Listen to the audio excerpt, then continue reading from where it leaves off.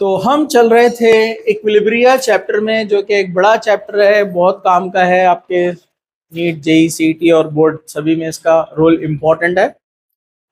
तो आज का जो अपना पॉइंट है वो है law of chemical equilibrium and equilibrium constant. Law of equilibrium and equilibrium constant. दो साइंटिस्ट है, मैक्समिलियन और वागे। ये दो साइंटिस्ट है जिन्होंने इसके ऊपर वर्क किया, लॉ ऑफ केमिकल इक्विलिब्रियम के ऊपर। ये लॉ क्या है मैं अभी आपको बताऊंगा। थोड़ा उसके सेंटेंस यानी लैंग्वेज थोड़ी हार्ड है एनसीईआरटी की, मैं उसको एक्सप्लेन करके बताऊंगा कि उसको कैसे समझना है। ठीक है, चलो। तो अब यहां पर जो है, सबसे पहले इक्विलिब्रियम, जो नए लोग हैं उनको भी समझ में आ जाएगा इक्विलिब्रियम कहाँ इस्तेमाल होता है, कैसे वो वर्ड को यूज करते हैं। तो जो भी रिएक्शन रिवर्सिबल है वहां इक्विलिब्रियम होता है। इक्विलिब्रियम मतलब बैलेंस, ठीक है। और हम डायनेमिक इक्विलिब्रियम की बात कर रहे हैं। जैसे मैं कहूं कि A प्लस बी, ये दो रिएक्टेंट आपस में रिएक्शन कर रहे हैं और बना रहे हैं C प्लस D, प्रोडक्ट बन रहा है। वापस से C और D जब तैयार हो जाते हैं तो वापस रिएक्ट होकर रिवर्स होते हैं यहां पर। तो ये इक्विलिब्रियम कभी कभार स्पॉन्टेनियस खुद ब खुद भी होता है, नेचुरल, या कभी कभार टेम्परेचर घटा के बढ़ा के भी इसको बनाया जा सकता है, प्रेशर कम ज्यादा करके भी बनाया जा सकता है। तो इसको बोलते हैं, ये इक्विलिब्रियम साइन है। ये जो दिख रही है आपको इक्विलिब्रियम साइन, इक्विलिब्रियम मतलब बैलेंसिंग, इक्विलिब्रियम। इधर वाले कौन है? रिएक्टेंट। रिएक्टेंट मतलब जो रिएक्शन में पार्टिसिपेट करते हैं। इधर वाले कौन है? प्रोडक्ट, जो अपने को मिलता है रिजल्ट, उसको प्रोडक्ट बोलते हैं। कि ए और बी मिले और सी और डी बन गया। लेकिन यहाँ सी और डी की एबिलिटी है कि वो वापस से रिएक्शन करके ए और बी बना देते हैं, मतलब रिवर्स हो रहा है रिएक्शन। तो जब भी ऐसी कोई रिएक्शन होती है तो यहां पर क्या होता है, कॉन्सेंट्रेशन दोनों का फिक्स हो जाता है। जैसे ये आपने स्टार्टिंग में लिया था 1 मोल, दोनों के 1 मोल लिया आपने, 1 मोल, ये भी 1 मोल लिया। मोल एक यूनिट है। 1 मोल के अंदर कितने मॉलिक्यूल आते हैं? 6.022 इंटू 10⁻23 मॉलिक्यूल्स, आयंस, एटम्स जो भी रहते हैं, याद रखना है। जैसे 1 डजन में 12 होते हैं तो 1 मोल में इतने होते हैं। तो जब भी हमने लिखा 1 मोल मतलब ए इतने हैं, 1 मोल बी मतलब बी भी इतने हैं। रिएक्शन स्टार्ट हुई और इसमें से शुरुआत में, मतलब यहां पर अभी रिएक्शन स्टार्ट नहीं हुआ है, तो इसको यहां पर बोला जाता है इनिशियल कॉन्सेंट्रेशन। क्या बोल रहे हैं हम इसको यहां पर? Initial concentration. Initial concentration. Initial concentration मतलब शुरुआत का। अभी सी और डी तैयार नहीं हुआ, रिएक्शन अभी स्टार्ट भी नहीं हुई। अब रिएक्शन स्टार्ट हो गई और इसमें से 1 मोल में से ये बन गया समझो 0.4 मोल। अभी शुरुआत में 0 है दोनों भी। अब रिएक्शन स्टार्ट हुई और इक्विलिब्रियम तैयार हो गया, मतलब जितने ए और बी सी और डी में कन्वर्ट हो सकते थे हो गए। फॉर एग्जाम्पल 1 मोल में से यहां बचा 0.6 मोल, कंसीडर करो ये भी बचा 0.6 मोल। वैसे ज्यादा होते बताऊंगा मैं आपको। और यहां पर तैयार हो रहे हैं 0.4 मोल, यहां पर भी 0.4 मोल। जब 0.4 सी और डी तैयार हो गए 1 में से, तो अब सी और डी वापस से ए और बी में कन्वर्ट होने की कोशिश कर रहे हैं। यहां पर तैयार होता है इक्विलिब्रियम। इधर के 0.6 ट्राई कर रहे सी डी बनने के लिए, इधर के 0.4 तैयार कर स्टडी कर के लिए ए और बी बनने के लिए, और यहां पर दोनों आकर रुक गए। अब आप बोलेंगे यहां इतने पर ही क्यों रुकता है? 0.4 0.6 पे हर रिएक्शन के लिए अलग अलग रहता है। समझा आपको? वो डिपेंड करता है उसके कॉन्सेंट्रेशन, जिसको आम अल्फाज में अपन समझेंगे उसके पावर पे, ताकत पे डिपेंड है। जैसे एक आदमी पहलवान दिखने में बहुत बड़ा है और सामने पहलवान ही है लेकिन थोड़ा दुबला है, पंजा लड़ाते कभी कभार आप देखते दोनों टफ देते एक दूसरे को, हालांकि साइज में एक छोटा है और एक बड़ा है, लेकिन क्या हो रहा है, दोनों बीच में रुक गए ना, तो उसके पास पावर ज्यादा है छोटा होने के बाद भी। समझा आपको? बिल्कुल वैसे ही, क्वांटिटी दिखने में अलग दिख रही है लेकिन दोनों का पावर सेम हो गया यहाँ पर। तो अब यहाँ पर 0.6 फिक्स हो गए, यहाँ 0.4 फिक्स हो गए, मतलब इसकी वैल्यू कांस्टेंट हो गई, इसकी वैल्यू कांस्टेंट हो गई। समझा आपको? तो ये जो मैक्समिलन और वागे है वो बोलते हैं कि जब दोनों का कॉन्सेंट्रेशन कांस्टेंट है, अब चेंज नहीं होगा। और ये कब तक चेंज नहीं होगा? जब हम एक्सटर्नल फैक्टर्स को चेंज नहीं करेंगे। कल बताया था मैंने, एक्सटर्नल फैक्टर मतलब जब अगर आपने टेम्परेचर बढ़ाना शुरू किया तो हो सकता है रिएक्शन अब यहां से इधर भागेंगी। अब ये 0.6 से कम होके कितने हो जाएंगे? 0.5, और इधर 0.5 बढ़ जाएंगे। समझा आपको? समझा क्या? तो टेम्परेचर से रिएक्शन का इक्विलिब्रियम चेंज हो सकता है। जैसे कल बताया, पानी में शक्कर डाले, डिसॉल्व किया, डिसॉल्व करते करते अब वो डिसॉल्व नहीं हो रहा है, लेकिन गर्म करे तो फिर से डिसॉल्व होगा ना, मतलब रिएक्शन बढ़ रही है आगे। तो टेम्परेचर बढ़ाने से इधर भाग सकती है रिएक्शन। समझा आपको? मतलब इक्विलिब्रियम शिफ्ट बोलते हैं उसको। क्या बोलते हैं?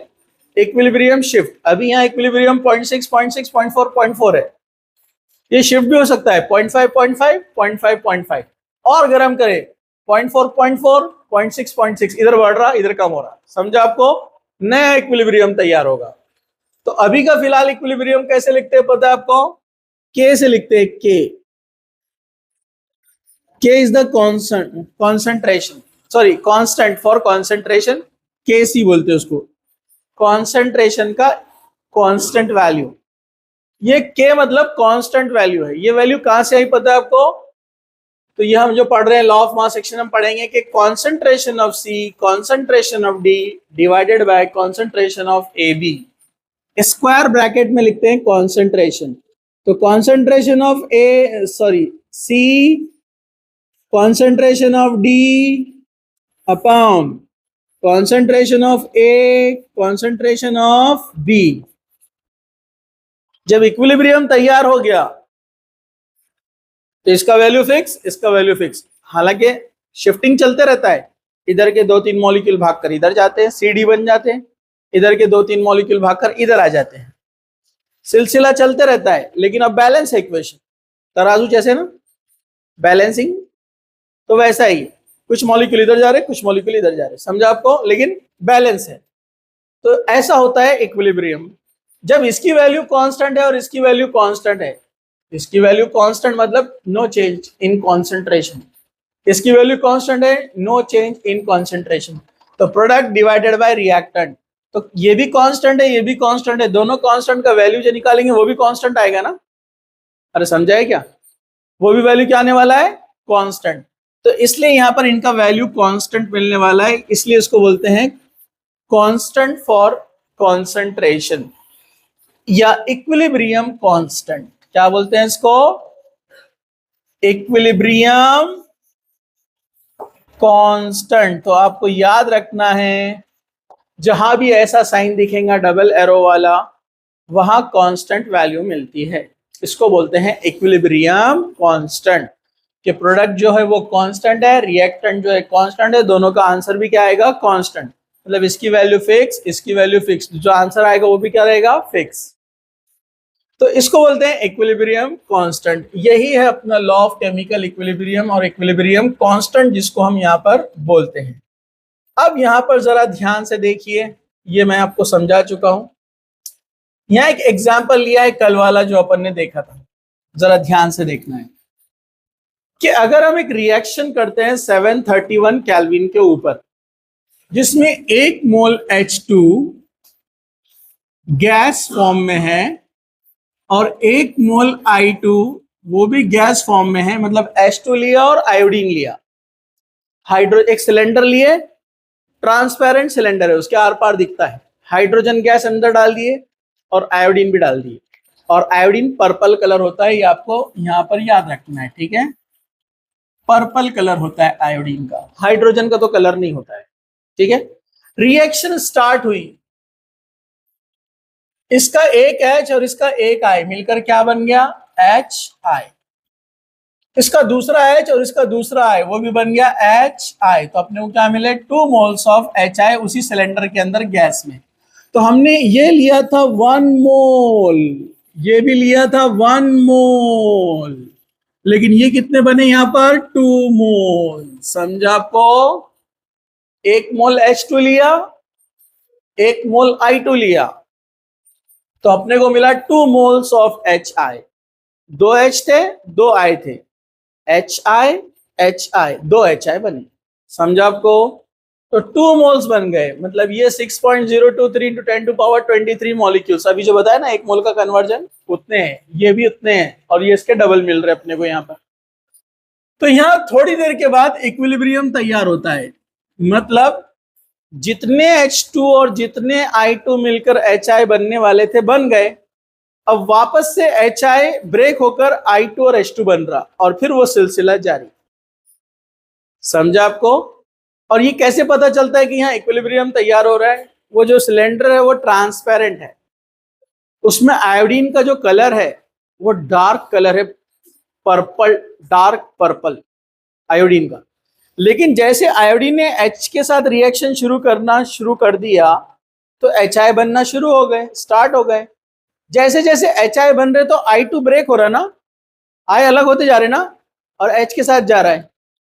जब I ब्रेक होता है, I तो उसका पर्पल कलर लॉस होता है। समझा आपको? अरे बोलो ना। ये जो है ना यहाँ पर I बॉन्ड I, ये पर्पल कलर है, और H बॉन्ड H। जब ये बॉन्ड ब्रेक होगा, I और H आपस में मिलेंगे तो HI बनेगा ना। तो आयोडीन जब ब्रेक होता है तो उसका कलर भी लॉस होगा ना, पर्पल कलर लॉस हो जाएगा, क्योंकि HI का कलर नहीं होता है, तो उसका पर्पल कलर लॉस होता है। तो अगर 100% आयोडीन और 100% H2, 100% HI बन गया तो आयोडीन का पूरा कलर चला जाना चाहिए ना। लेकिन फिजिकली पता चलता है कि आयोडीन का कलर डार्क पर्पल से कम होते होते होते होते होते होते लाइट पर्पल की तरफ आ जाता है, लेकिन वहां आकर स्टॉप हो जाता है। पूरा कलर डिसअपियर नहीं होता है, पूरा कलर गायब नहीं होता है। इसका मतलब अभी भी अंदर आयोडीन है। समझा आपको? ये कलर से हम पहचान सकते हैं कि अंदर अभी थोड़ा आयोडीन है, वरना पूरा कलर चला जाता। अगर पूरा आयोडीन इधर आ जाता तो इसका मतलब रिएक्शन इक्विलिब्रियम में है। कुछ HI भी बने हैं, कुछ I2 बचे हुए हैं, कुछ H2 बचे हुए, तभी तो उसका कलर, इंटेंसिटी कलर की थोड़ी कम हो गई। इंटेंसिटी मतलब उसकी शिद्दत, समझ में आपको? थोड़ी सी क्या हो गई? कम हो गई। मतलब आयोडीन अभी भी है, मतलब वहां पर अभी रिएक्शन के अंदर सिलेंडर में कौन कौन है? HI भी है, I2 भी है और H2 भी है। मतलब जो सिलेंडर है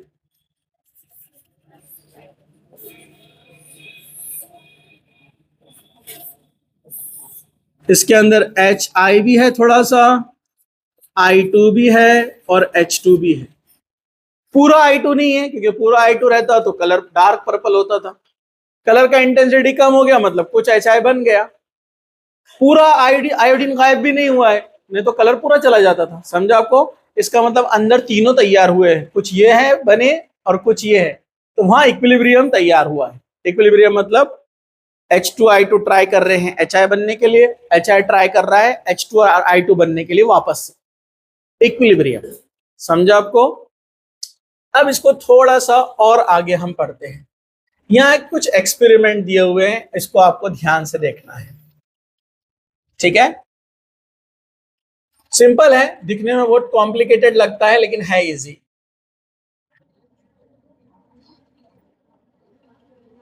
देखिए इसको, यहां 6 अलग अलग एक्सपेरिमेंट किए गए हैं, 6 सेट है। स्टार्टिंग में लिया है H2 और I2 रिएक्शन में। HI कितना तैयार हुआ है? अभी 0। इनिशियल की बात चल रही है। किसकी बात चल रही है? इनिशियल की। मतलब कैसे? मतलब ऐसे। हाँ बोलो, कौन बोले? नहीं नहीं, रुको रुको, ये एक्सपेरिमेंट देखो पहले। हाँ, शुरू में कॉन्सेंट्रेशन कितना लिया है? ये नंबर्स इधर छुपा देता हूं। हाँ, कितना है बोलो? H2 कितना लिया है? 2.4 इंटू 10⁻⁻², ये इसका कॉन्सेंट्रेशन है, प्लस I2 कितना लिया है बोलो, 1.38 इंटू 10⁻⁻², और HI कितना तैयार हुआ है अभी, 0, मतलब अभी रिएक्शन स्टार्ट नहीं हुई है। अब रिएक्शन स्टार्ट हो गई और इक्विलिब्रियम तैयार हो गया, तो आफ्टर इक्विलिब्रियम, अब आफ्टर इक्विलिब्रियम ये वाला दिख रहा है आपको। अब रिएक्शन स्टार्ट होने के बाद इक्विलिब्रियम तैयार हो गया, डायनेमिक इक्विलिब्रियम, दोनों ट्राई कर रहे इधर उधर जाने के लिए। तो यहां पर कितना बचा बोला, H2 1.14 इंटू 10⁻⁻², और I2 कितना बचा, 0.12 इंटू 10⁻⁻², और HI कितना बना, 2.52 इंटू 10⁻⁻²। आफ्टर इक्विलिब्रियम साइंटिस्ट बोले ठीक है, ये वैल्यू डिवाइडेड बाय ये वैल्यू अपन ले लेंगे, कुछ ना कुछ आंसर आएगा, अपन उसको बोलेंगे केसी, इक्विलिब्रियम कांस्टेंट। क्या बोलेंगे उसको, इक्विलिब्रियम कांस्टेंट। साइंटिस्ट बोले एक एक्सपेरिमेंट करेंगे अपन, इस बार हम इनके कॉन्सेंट्रेशन चेंज करेंगे। दूसरा एक्सपेरिमेंट, इस बार H2 कितना लिया है बोलो, सेकेंड एक्सपेरिमेंट 2.4 इंटू 10⁻, लेकिन आयोडीन कितना लिया है, 1.68 इंटू 10⁻⁻², तो अपने को कितना मिला है, 2.96 इंटू 10⁻⁻²।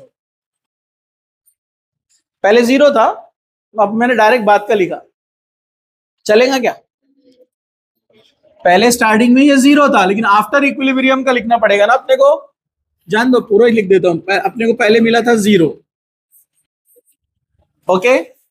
आफ्टर इक्विलिब्रियम, ये आप समझ रहे ना, आफ्टर इक्विलिब्रियम का मतलब, ये आफ्टर इक्विलिब्रियम समझ रहे ना आप, कि H2 और I2 रिएक्शन करना शुरू कर लिया और HI बनना शुरू हो गया, तो एक लिमिट तक HI बनेगा, फिर वापस आना शुरू होगा, समझा आपको, इसको बोल रहे हैं इक्विलिब्रियम, समझा क्या, ठीक है। एक ही एग्जांपल है ये, अच्छे से ध्यान से देखो, पूरा समझ में आ जाएगा आगे का सब, ठीक है। तो अब आफ्टर इक्विलिब्रियम बोलो कितना वैल्यू है, 0.92 10⁻⁻², और आयोडीन कितना, 0.20 इंटू 10⁻⁻², और वो कितना बना, 2.96 इंटू 10⁻⁻²।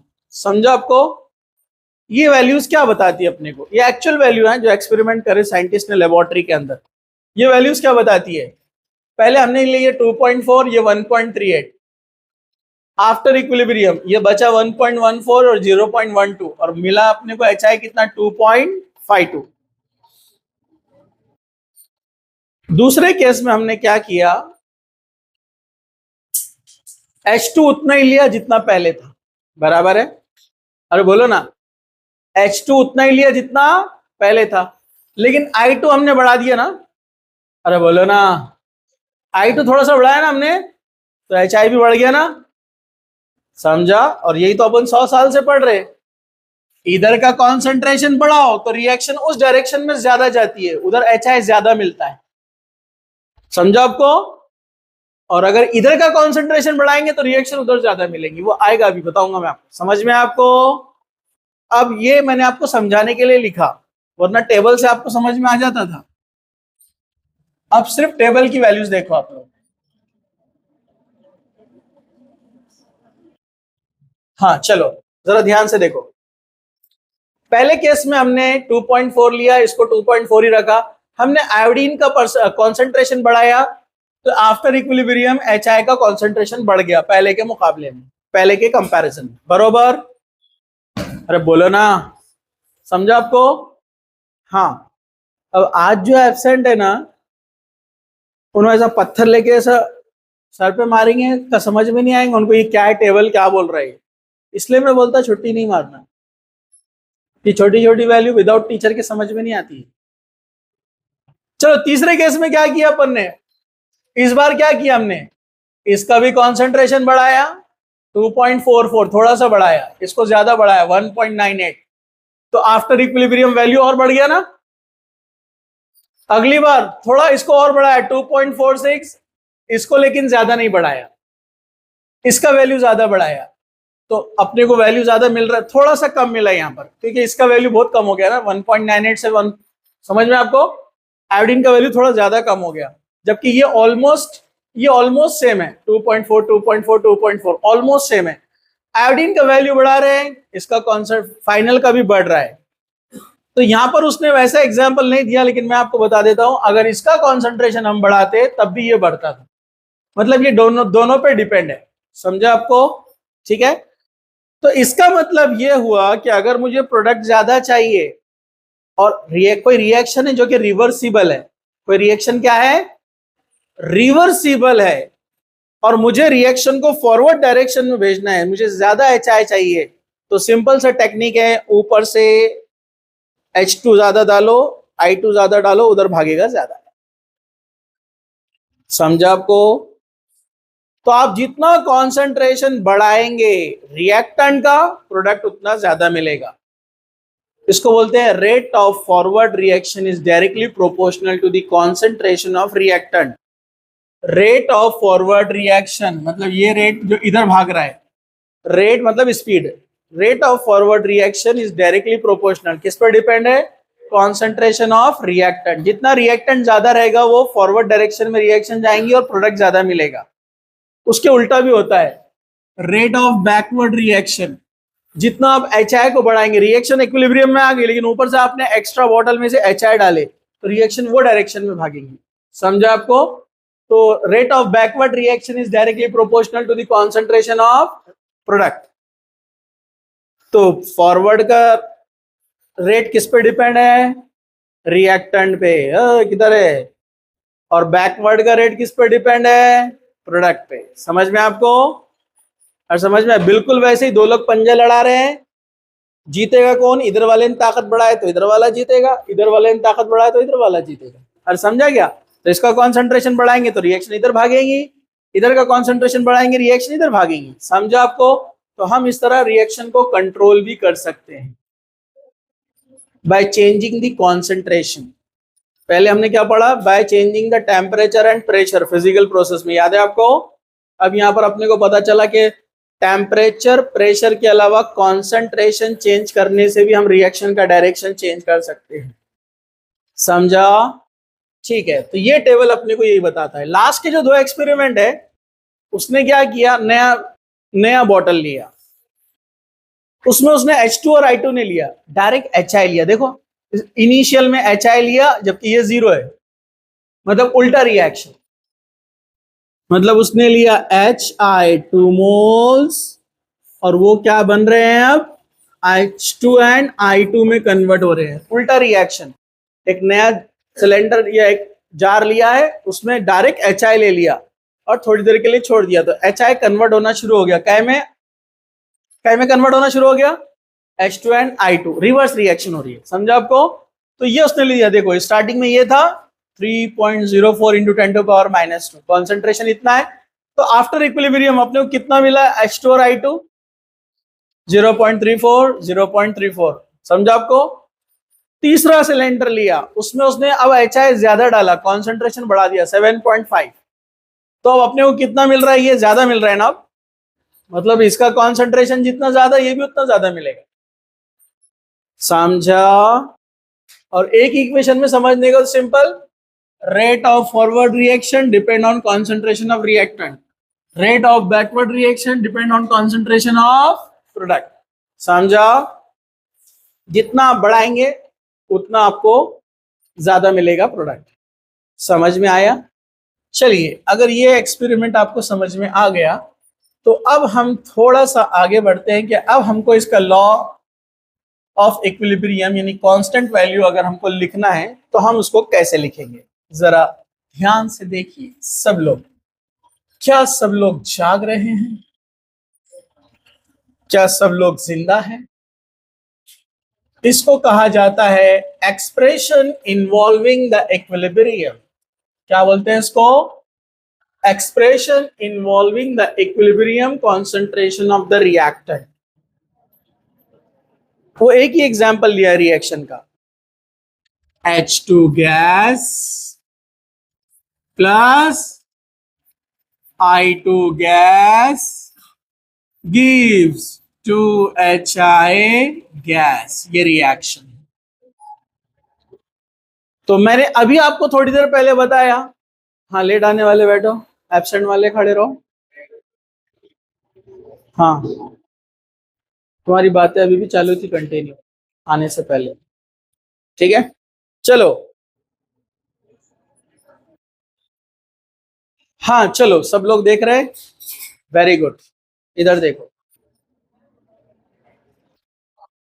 तो अभी हम पढ़ रहे थे केसी, यानी कॉन्सेंट्रेशन इक्विलिब्रियम कांस्टेंट, या शॉर्ट में इक्विलिब्रियम कांस्टेंट।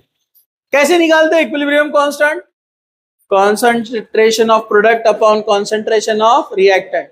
अरे देखे ना अपन ने, CD अपॉन AB, अरे अब भी देखे ना, अरे याद है क्या? हाँ, तो यहां प्रोडक्ट कौन है? अरे HI है ना, तो आप क्या लिखेंगे? KC is equal to concentration of HI upon concentration of H2 and बोलो बोलो I2, concentration of HI upon H2 and I2, okay. Product upon reactant, इसका वैल्यू कांस्टेंट, इनका वैल्यू कांस्टेंट, तो कांस्टेंट अपॉन कांस्टेंट, आंसर भी क्या आएगा? Constant, fix. तो हर reaction का इक्विलिब्रियम कांस्टेंट रहता है फिक्स टेम्परेचर के ऊपर, फिक्स कॉन्सेंट्रेशन के साथ, और वो स्टैंडर्ड रहता है, वो चेंज नहीं होता, ठीक है। हाँ, टेम्परेचर चेंज करेंगे तो चेंज होगा, प्रेशर चेंज करेंगे तो चेंज होगा, कॉन्सेंट्रेशन चेंज करेंगे तो चेंज होगा। समझा आपको? 3 चीजें अभी याद रखो, ओके।